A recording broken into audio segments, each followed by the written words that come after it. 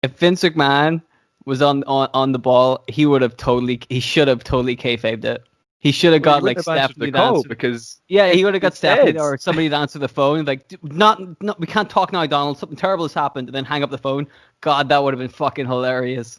If I go on Twitter tomorrow and I see that you've posted a video where it's like you've been exploded inside a car, I'm not going to be asking Dylan, "Are you okay?" I'm going to be like, "Dylan's dead." Right, That's it. right.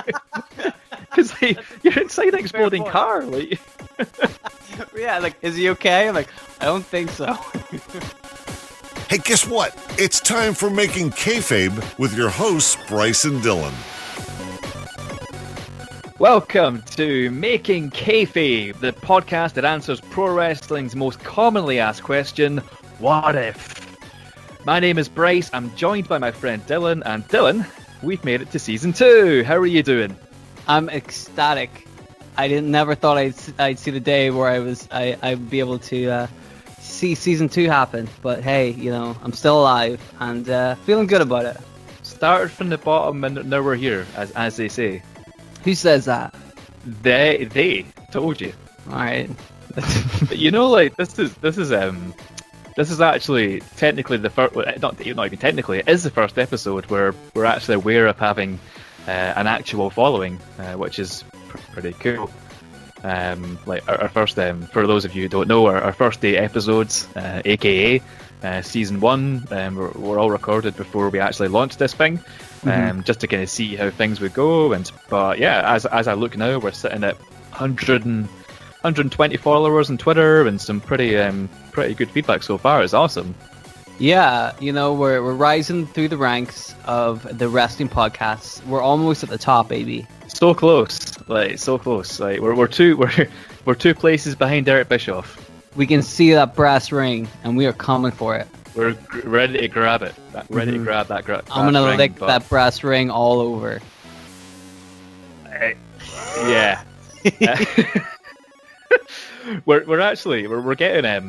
we're getting episode suggestions too, which we absolutely want to keep coming. So as it happens, and you don't know this yet, but a suggestion from one of our listeners, Kane, actually plays a part in this episode. Ooh. So yeah, there you go. So it's something that he's mentioned has factors itself into this episode. So yeah, if you're a fan of Making Kayfabe and you've always wondered, what if this happens, tweet us at Making Kayfabe or email us at makingkayfabe@gmail.com. Yeah, especially if your suggestion is related to the best in the world, Viscera. Yeah, dude, we want to hear like all sorts of suggestions and like ideas for like the tombola at the end as well. They're always welcome. Oh hell yeah, Kayfabe Tombola as well. Yeah, Yeah. we've not changed the name. We're keeping it as Kayfabe Tombola. I was listening back to the episodes and I'm pretty sure that once we've always said like, well, let's change the name of this, and we never do, and it's just gonna be Kayfabe Tombola now. That's just how it is. After episode 1, we were like, we're definitely changing the name, and then we just couldn't be bothered. Nah, it's a good name. Like it rolls off the tongue, like not nicely at all, but it's a name. But yeah, should we get into the episodes? Yeah, so you're going to be doing today's episode. Yeah, I'm going to be doing today's episode, and Dylan, we're kicking off season 2 with a bang. Literally, It's time to talk about Vince McMahon's exploding limo from 2007. Oh, it's about time. It's about damn time. It's 13 years in the making. This episode. Is he okay? I mean, I don't know. Like, I guess we'll find out. I haven't seen him. I haven't seen him since the accident, so I don't know. Not even once. Yeah. Do you remember this happening? Do you remember it? I do remember this happening. I mean, that sounds a little bit like I was involved with it. Oh, I remember it happening. I was there. I was the one that pressed the button that it caused the ignition. It was me all along, Austin. There we go. No, I do remember this. It wasn't a great idea.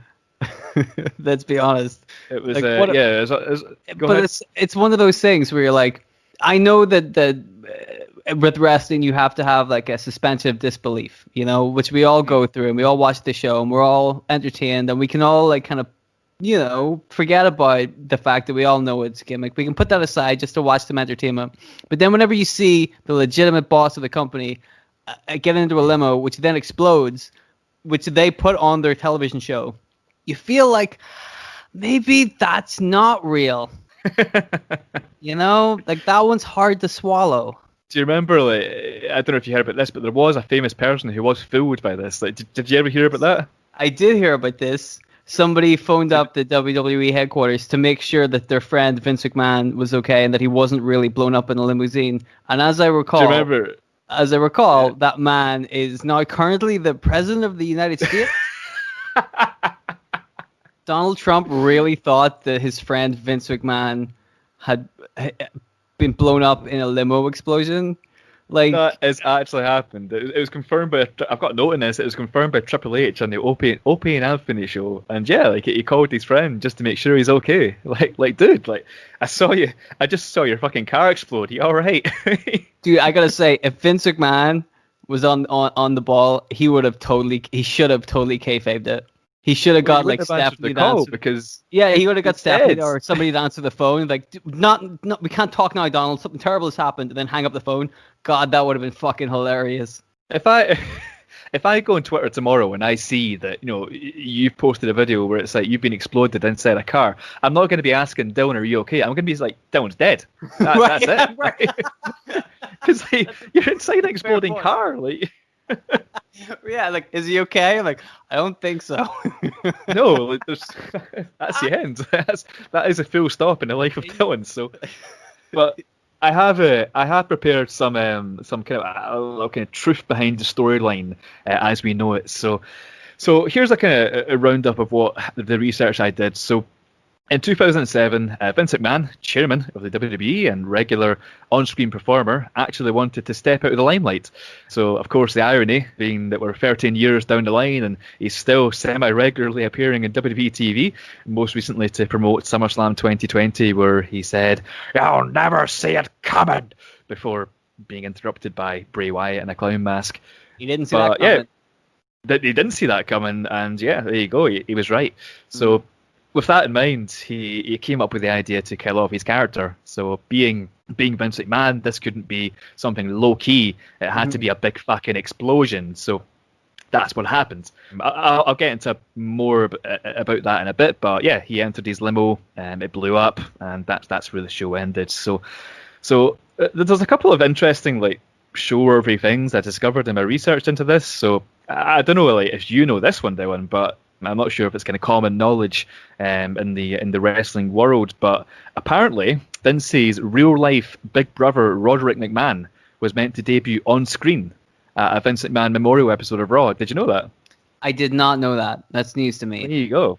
So yeah, it was confirmed by WWE writer at the time, Court Bauer, on his the World According to Wrestling podcast. His that was true. Roderick's his first appearance was meant to be the week following the limo explosion on basically a kind of a tribute to Vince McMahon kind of show.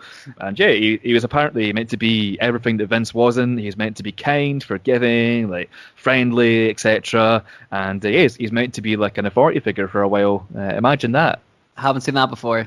Yeah, there you go. Google like once you're done, I encourage the folks at home to Google Roderick McMahon, and he was meant to debut. Like, so yeah, Vince's other brother Viscera McMahon was fucking furious, but but Roderick was meant to get a spotlight there. And what else? There was rumors online at the time as well, which were never confirmed, about the person behind Vince's explosion being, of all people, Paul London, who was in a tag team with Brian Kendrick at the time. This was because when Vince was doing the old walk of shame down the corridor on that fateful episode of Raw, past all the superstars, moments before the explosion, Paul London is seen, he's cracking like a big, big Cheshire cat kind of grin. And I looked into that, and like Paul London later confirmed in an interview that he had no clue what was going on at the time. He wasn't informed what Vince was actually doing. He was just asked to stand in the corridor with other superstars and react to him. So he reacted by smiling.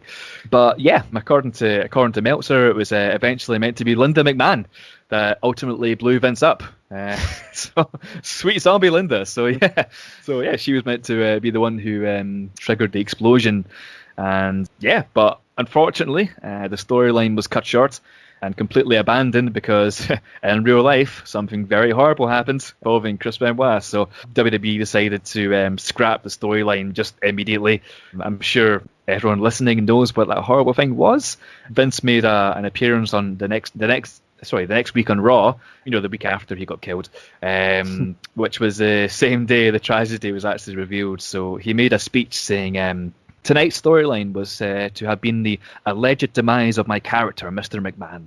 However, in reality, WWE superstar Chris Benoit, his wife Nancy, and their son Daniel are dead. And then he goes on to say something that he will probably have regretted a few hours later. Tonight will be a 3-hour tribute to one of the greatest WWE superstars of all time. Tonight we paid a tribute to Chris Benoit. This was before they found out about the whole... the incident. Yeah, the incident, the whole thing that went on there, but yeah, or so they say. I don't know, like there's things that have popped up saying that they would have known at the time. There's a great episode of the Laps Fan Podcast, where they go into the kind of everything in detail of the whole Chris Benoit thing, and yeah, there's some quite compelling evidence that they did know about, Chris Benoit being the suspect in the murders. But hey, that's neither here nor there. It's not what we're here to discuss. So, steering away from Benoit completely, a new storyline was then developed where Vince McMahon learned that he had an illegitimate child. This was in an extremely similar segment on the August 6th Raw, where Vince walked past all the superstars in the backstage area, into the parking lot, into the limo, and almost closes the door before Jonathan Coachman stops him, informing him that he is a bastard. Has a bastard. Apparently, Coachman says, apparently there's another member of the McMahon family running around there somewhere. This was originally meant to be Ken Kennedy, of all people, but eventually ended up being... Well, actually, can you remember who it ended up being? It was Chris Benoit. It was not Chris Benoit. I believe it was. It was Hornswoggle. It was Hornswoggle. It was fucking Hornswoggle. Like, what would have been better, Chris Benoit or Hornswoggle? I mean, Benoit, definitely. But I just hate Hornswoggle. Like, I don't hate the guy. I'm sure he's a very, very nice guy, but like, I generally hold the Hornswoggle character like the reason that I stopped kind of watching WWE, because like he became like the cop out for everything. Like he was the illegitimate child. He was the Raw general manager, like the one that was on the computer for that, for that whole year long saga. He was literally the cruiserweight champion for like 10 years. And yeah, I never liked Hornswoggle. The whole extent of the guy's character is, he's small. He's really small. Look at how funny that is. Like, it's a fucking terrible gimmick, and like, I'm sure the guy's like way more talented to play something better than that. But that's just not how things go in the WWE world. So hey, what can you do? Well, like I agree with you in that. Like that whole thing was very silly, and they did over rely on Hornswoggle like way too much. Like by the end of it, you're like, well, whatever happens, it's probably going to be Horns. Like that joke got really old really quick. But also, like, as an Irishman, I find it as a not just an Irishman, but a man from Northern Ireland, right? So finally, one of our boys gets on TV. Fit Finlay, a wonderful wrestler from Belfast. Well, he's not really from Belfast, but he's close enough. So he's one of our boys. He's finally on WWE television. And they pull the fucking leprechaun gimmick. He's an Irishman. Let's do the leprechaun gimmick. So poor Fit Finlay, who used to fucking, beat people to a bloody pulp back in the day, is now gurning around with a fucking man pretending to be a leprechaun. I'm like, this is my heritage. Yeah, just man. I'm like, why couldn't you just let Finlay be Finlay? Yeah. You let that guy go out there and just beat the fuck. It's a small sidebar, but there's a match between Fit Finlay and William Regal from. I knew you were going to say that. I knew you were going to say that match. That's a fucking belter of a match. The one I don't remember from WCW where they just beat the fuck out of each other. They fuck each other up. Like they they are stiff. But that's how Finlay used to work, and William Regal used to spar with him. So like, just that's what I want to see. what did I see the other day? Me and my brother watched one on the network. It was Fit Finlay versus somebody else from around about that time. So Hornswoggle, of course, got involved near the end. But like for the most part, it was a really stiff fucking like Finley's laying in these beautiful fucking forearms and shit. And I'm like, oh, that's the whole thing. Like you hit people hard in safe places is what it's all about, and that's what he did. Yeah, dude. Like his shit like looked really good. It looked like he was killing you. And if he wanted to, he could. But like he was smart enough to know how to like lay it in, snugly. So yeah, I just wanted to get that off my chest. It's about time. About time you got that off your chest. I think like you've got a long way to go before you get a proper Northern Ireland superstar. Like, I mean, we had to go. I mean, in Scotland, we had to go through the Highlanders. Like, remember them? Yes. So until we got Drew McIntyre, so like your time will come. So well, we got Sheamus and Becky Lynch from the south, and Finn Balor's from the south. But they're from the south though. Killian Dane's from the north as well. Is he actually? Yeah. Right. That's not too bad then. Killian Dane's all right. That's super cool as well. He's from Belfast, yeah. Anyway, continue with your story. Anyway, so how did we get here? So here's the history of what led up to Vince's Cadlamo. So at WrestleMania 23, Vince got embarrassed having his head shaved bald by Donald Trump as a result of a match between Bobby Lashley and Umanga. Wrestling's weird. He then won and lost the ECW title to Bobby Lashley, causing further embarrassment. But by the way, sidebar, Vince winning the ECW title was the perfect fucking episode for making kayfabe. The Vince McMahon character during this time, it was basically shown as having a bit of a kind of depressive episode. Like not much was going his way, and he felt people were turning on him. So yeah, in an attempt to get some of his famous ego back, he organises Vince McMahon Appreciation Night on June 11th, 2007. However, it doesn't quite go as planned. Throughout the show, there's interview segments with a number of superstars with their thoughts about Vince McMahon, which were pretty much negative. It's basically guys like Stone Cold and Roddy Piper just ripping into him. But yeah, finally at the end of the show, Vince is standing in the ring with the crowd chanting, "You suck" at him. He exits the ring. He's totally dejected after an evening of hearing negative thoughts about him from his employees and his customers. He walks towards the parking lot.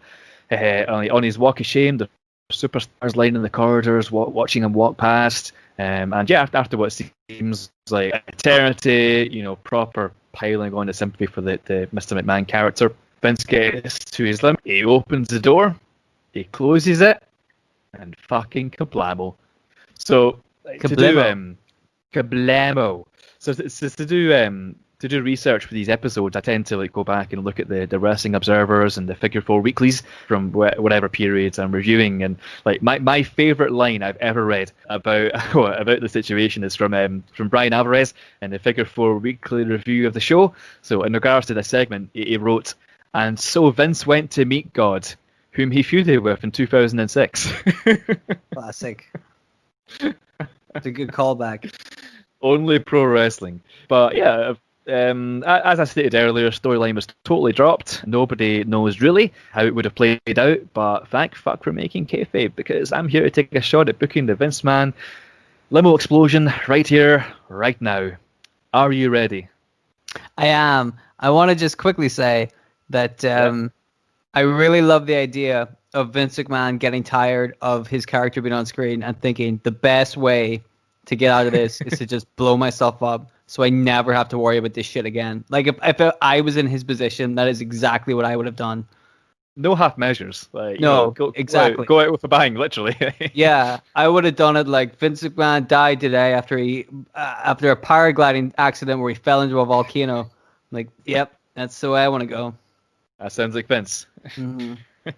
So, here's what I've got. Here's how I would book the storyline, and I think I've done a pretty good job. So here we go. So first of all, nothing at all changes with how things went down. Vince still gets in the limo. He still gets blown to fuck. That's perfect, and that's what we're going to be building the story from. So yeah, if you have any questions during this down, just fire on in. So I have one question. Week 1 on Raw. I have one question. For fuck's sake. Sorry. Go for it. So the limo stuff still happens, yeah? Oh yeah, he still goes like into the limo. He does the walk of shame. He does all the thing, and he gets exploded in the limo. So Vince McMahon is dead. The character is dead. Okay, so that all happens. The Benoit stuff, that doesn't happen. I'm not factoring Benoit killing his family into this. No, I'm not. Okay. That's what happened?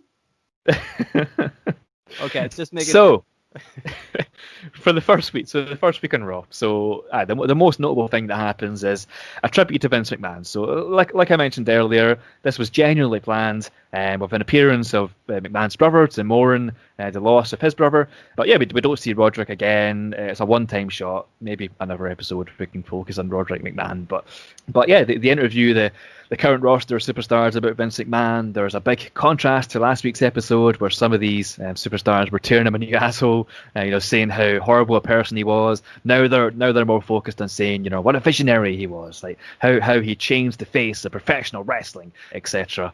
And yeah, they're treating it as legit, which ultimately that was the plan. There's tears, especially from those close to Vince, like Shane, Stephanie, Triple H, etc. Shane McMahon's interview about his father is actually the final segment of the show. So during the interview, he retells some interesting stories and shares memories about his father, all that kind of stuff. But then he goes to claim that he will find out who did this. So Shane is going to get to the bottom of who killed his dad. He has a feeling that it has to be somebody connected with WWE, and Shane knows his dad better than anyone, so we'll know exactly where to look. So, week 2.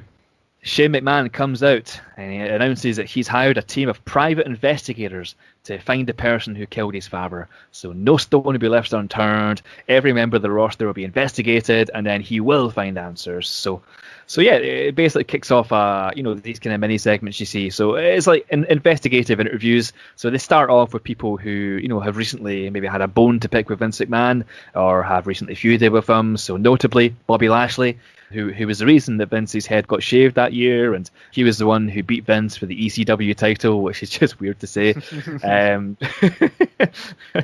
Oh god, poor Paul Heyman. But yeah, he's Bobby Lashley's interviewed, and as he seems like the main suspect at this time.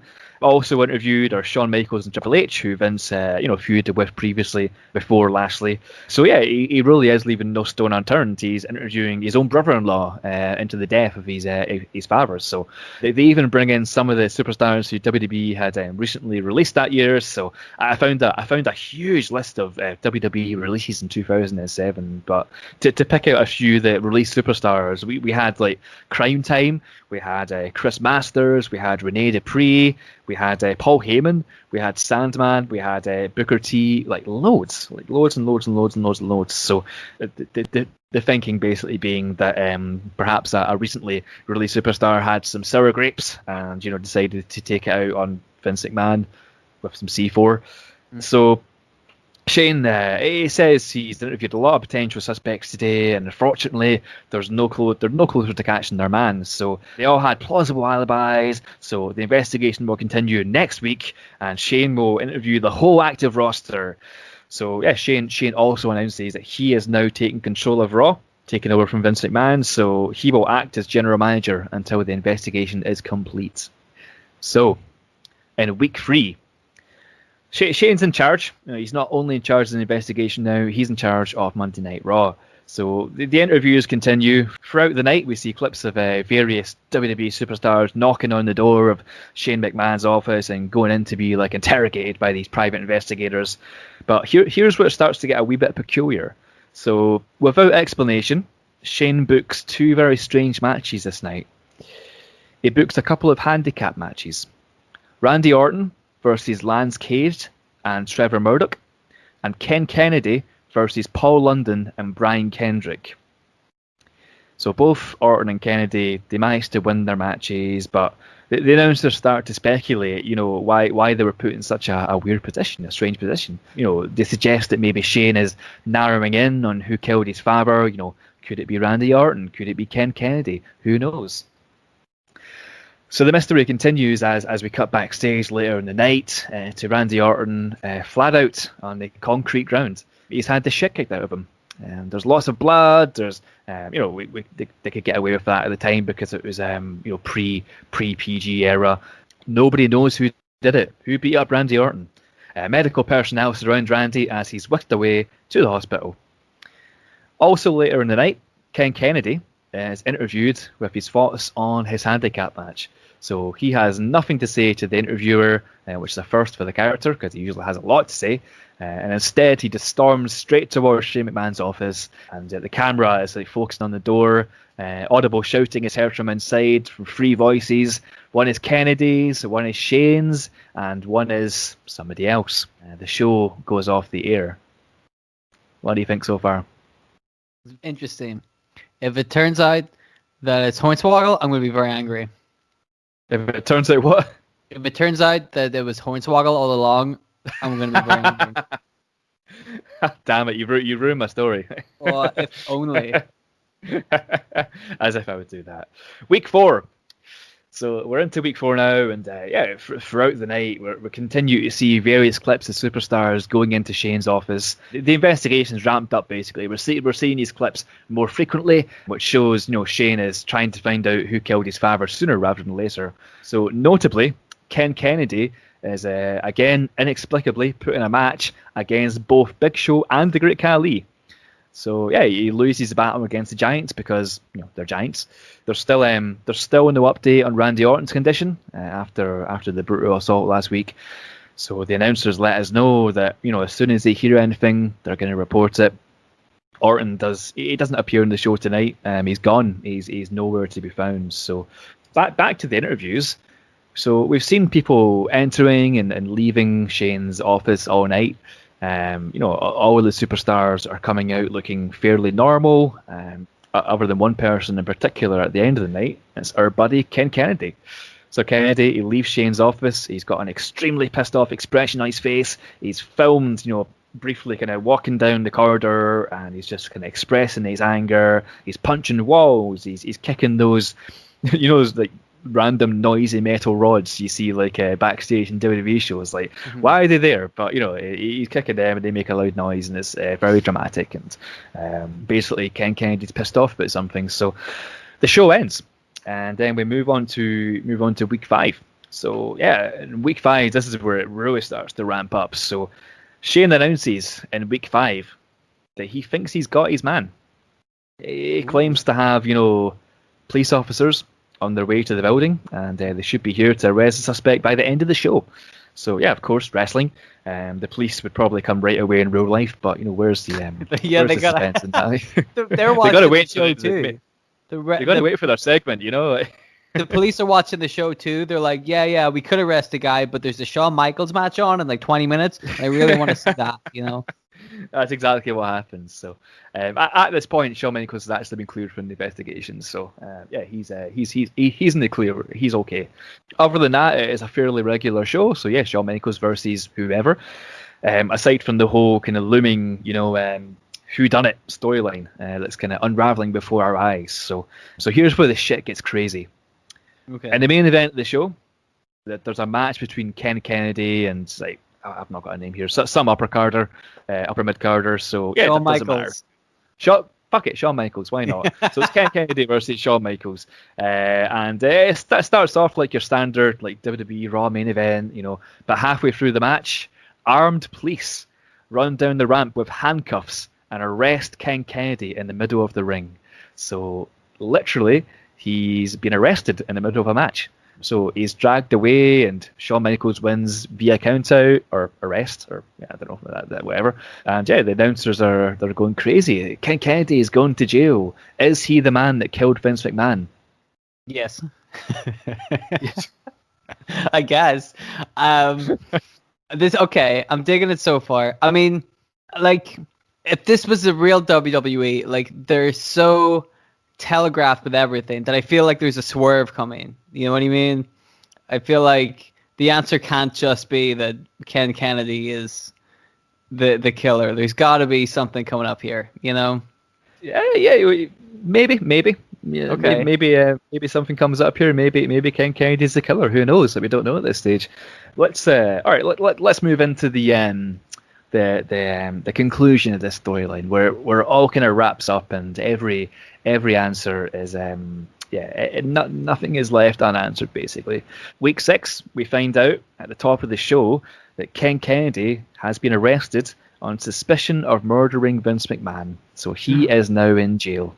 Oh my god. So yeah, Raw continues as normal for the night. Normal storylines, normal segments, normal matches involving Shawn Michaels. Why not? But yeah. Why wouldn't you put Shawn Michaels on your show? He's the best one. He's Shawn Michaels, exactly. Like, so you would. Like, it's a normal show. That's until the main event, the show where Shane McMahon he comes out to officially close the investigation on the murder of Vince McMahon. So Shane comes out to give his official statement. It's just him in the ring, and he says something like this. So he says, after a long and strenuous investigation, myself and the private investigators I hired have concluded that it was Ken Kennedy who rigged my father's limousine to explode almost 2 months ago. Though it was horrifying to learn about the true fate of my father, I do feel as though a massive weight has been lifted off my shoulders. Now I can mourn in peace, which I plan to do as soon as the show ends tonight. With immediate effect, I'm stepping down as Raw General Manager and will be handing over control of WWE Raw to... Hornswoggle? And then Ken Hornswoggle! No, not Hornswoggle. Thank God. Ken Kennedy's entrance music hits. The fans don't know how to react. Why is Ken Kennedy here? Kennedy makes his way down to the ring, grabs a microphone to have a nice little conversation with Shane, who is baffled. So Shane speaks first. So Shane says, you're meant to be in jail. What the hell are you doing here? Kennedy replies. He says, I made it out on bail. They didn't have sufficient evidence to keep me locked up, so the first thing I did was buy tickets to the show tonight so I could come down here, confront you, and tell everybody the actual truth of the situation. Uh-oh. So Shane looks utterly horrified. He's like, the actual truth. What could he mean? Kennedy is about to speak the truth he promised, but suddenly Kennedy is interrupted by somebody else. So somebody with a broken voice, who's shouting kind of like maniacally at the top of their lungs, interrupts Ken Kennedy, and they say, "I can't take it. It was me." So the cameras are like frantically panning around, trying to figure out the source of the voice. Source of this like broken, maniacal voice, and you know who it is? It's Paul London. Paul London appears on the stage, so the camera switched to Shane, whose level of like horrified have drastic gone up. Shane addresses Paul London, who's freaking out at the top of the stage. He says, "Now, Paul, that's a funny joke. I don't think it really was you. It was Mr. Kennedy here. There's evidence to say so." So Paul replies, it looks like shit. He's looks like he's not slept in weeks, that kind of thing. His voice is growing like more and more frantic. So Paul London says, it was me. I planted the explosives. And Shane interrupts him, like sternly saying, "It wasn't you, Paul. It wasn't you." Now Paul London's like completely out of control. He's not listening to anything that's being said. So in a speech that turns everything on its head, he reveals, and he says this. He says, "I planted the explosives in Vince McMahon's limousine, but it was Shane McMahon that put me up to it." Ooh.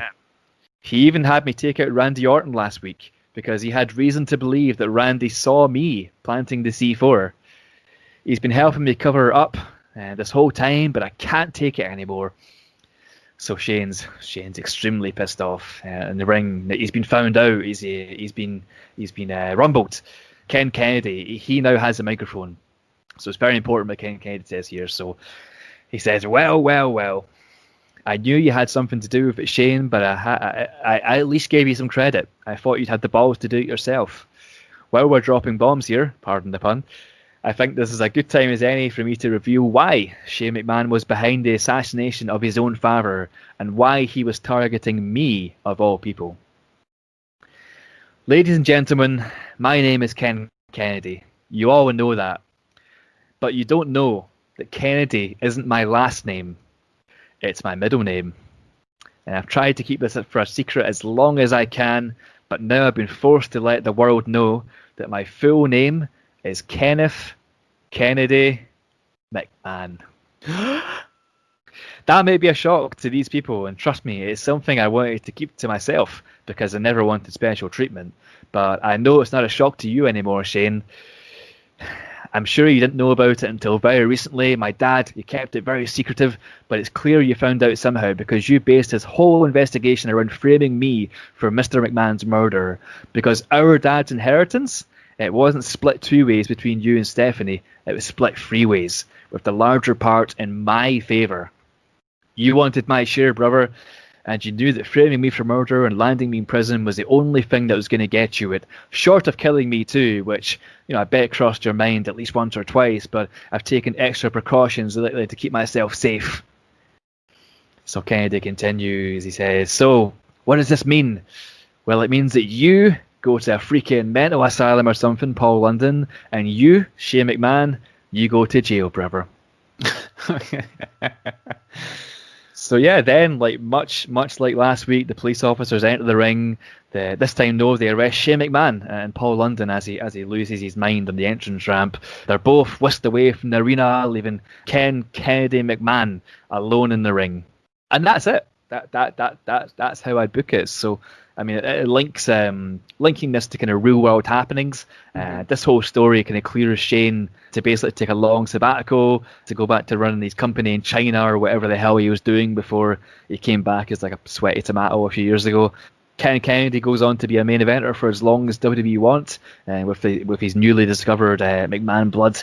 He can continue being a babyface after this review, or he can turn heel and be the absolute embodiment of what Vince McMahon was. Maybe one day he becomes an authority figure, and possibilities are endless. So I was also thinking that Paul London eventually is released from the mental asylum and becomes this character with a little bit of a psychopathic edge. Did you ever watch Lucha Underground? Did you see Paul London in Lucha Underground? No. He's basically got this. He's in this faction with this. It's a really weird faction. There's like a rabbit. There's like a whole lot of shit going on. But he's got this like new kind of psychopathic character. He's almost like I'm trying to think what it is, like a jester kind of thing almost, I suppose, but it's really cool, and it shows a guy can play a character. But yeah, like eventually, like Brian Kendrick had quite a drastic gimmick change in real life too, where he became the Brian Kendrick. So yeah, make him and Kendrick like the modern day like Ciampa and Gargano, or sorry, not modern day, but you know what I mean. But I do. That's it. What do you think? I dig it. Like, I like the way you were able to tie together a lot of those storylines that kind of had unsatisfying endings, like the limo wreck, but also the who is Mr. McMahon's illegitimate son. Like, yeah, I like how you were able and working in Shane McMahon leaving the company as well. But you kind of took all those like dangling threads and you were able to sew them together into a lovely jumper. That's it. And yeah, I really enjoyed writing it. It was like I said, it was a fan suggestion that led me to some of this. The fan Kaysen, who actually suggested we do an episode based around Ken Kennedy. We had a little chat with him, and he was talking about Ken Kennedy being meant to be Vince McMahon's illegitimate son, and I was like, that's fucking perfect. Like, let's go for it. So there you go. So yeah, there we go. So thanks, Kaysen. But yeah, that's the story. So that's further proof that we're totally willing to listen to some suggestions and stuff, because you never know what'll make it onto the show. Exactly. Like, bring your suggestions to us, and we'll do what we can with them. Like, and try and make a good storyline out of them. So, have you got anything else to add for that story? I liked it. I thought it was pretty. Like I said, I think it was a really good way to kind of tie some stuff together. The only real question I have, which you might not know the answer to, is that whenever this incident happens with Paul London, is this during his run with the tag belts on Kendrick, or was that before this? I believe that was after, actually, but I'm not 100% sure. But I don't believe he was tag team champion. He was teaming with Kendrick at the time, definitely, but I don't believe he was tag team champion. I believe that was Lance Cade and Trevor Murdoch, but I might be wrong. So do not quote me on that. Okay, because that tag team run was awesome. They had titles for a long time, right? If it happened after that, maybe the guys at the mental hospital could let him out to wrestle, and then he defends his belt, and then they put him back in. I don't know how it works. It's probably like an open door policy, Just come on in a tonight. future episode of Making Kayfabe. I'll do.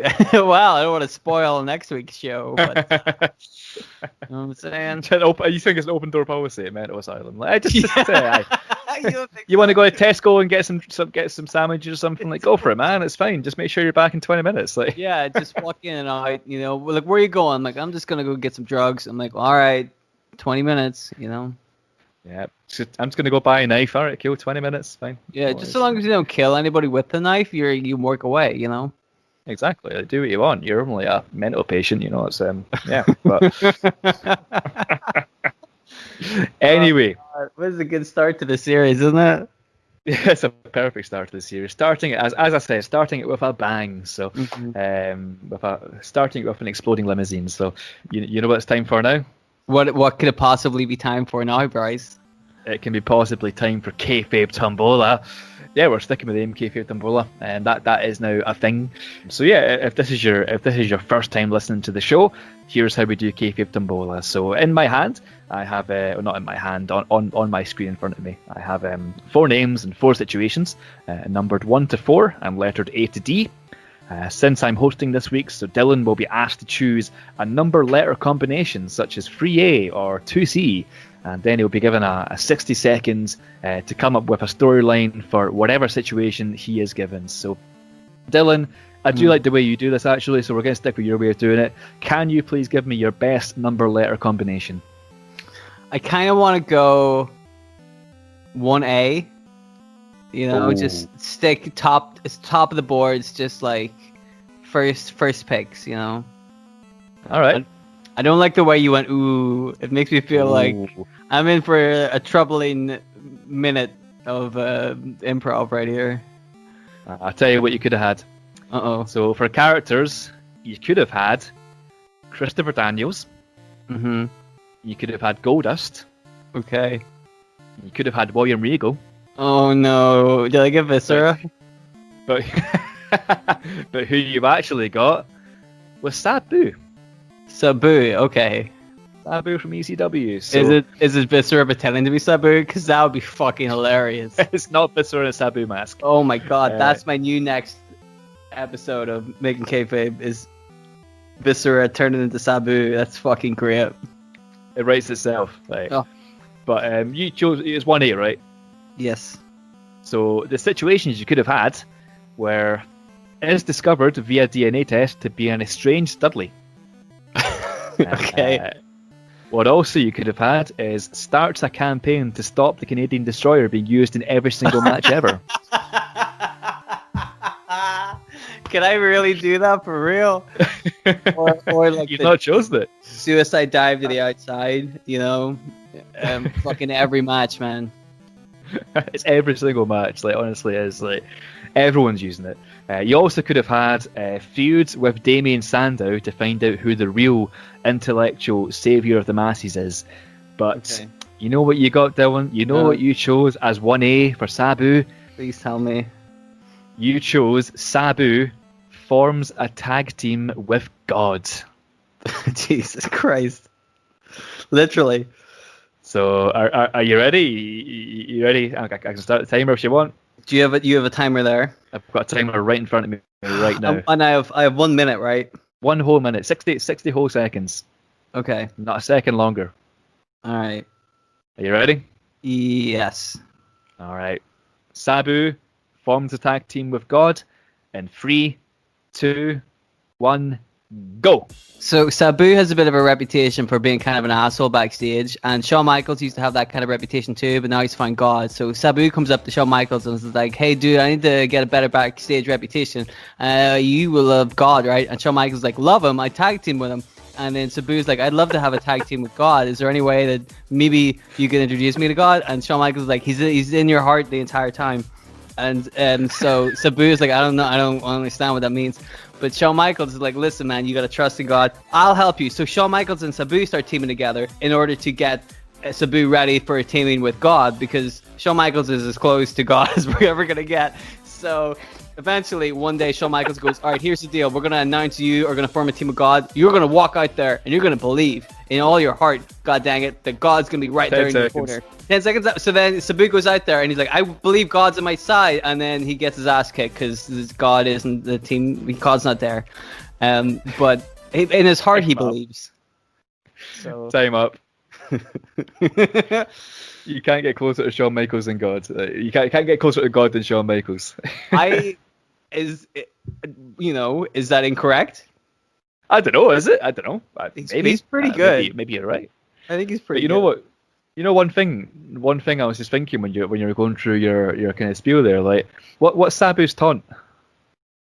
Oh, he points at. Okay. He points to the sky, right? How could you miss that out? That's like the most obvious thing in the world. Dude, you're on the spot. You know what I mean? It's tense. Like I've been kayfabed on board a few times, and it's very, very tense. So yeah, I think I still got away with it, though. You know. I liked it. I like the tag team with God. I like how he goes to Shawn Michaels first. God's only ever tag team partner, so it makes sense. That was a good one. I like that. There we go. That's a good episode. Take Kayfabe Tumbola. So I think that's the end of the episode, my friend. So it's time to plug our shit. So don't go turn off the podcast yet, because we want you to follow us and tweet us at Making Kayfabe on Twitter. Did you enjoy the show? Did you have better ideas? Is the idea of Ken Kennedy being Mr. McMahon's son just too far-fetched for you? Maybe your feedback extends beyond Twitter's character limit, in which case you should send us an email at makingkayfabe@gmail.com. Give us your feedback, give us your suggestions for future episodes, and everything in between. And please review us on iTunes or wherever you listen to podcasts. It will take a minute of your time, and it really does help our podcast grow. Like I said at the top of the episode, like at one point recently, we were actually literally 2 places behind Eric Bischoff's 83 Weeks podcast, so which has so many listeners. So help us beat him. Review our show, listen to our show, download our show, make love to our show. Just do everything with our show. Touch the show. All the things. All the things. So as for now, my name is Bryce. His name is Dylan, and this has been Making Kayfabe. Goodbye, friends.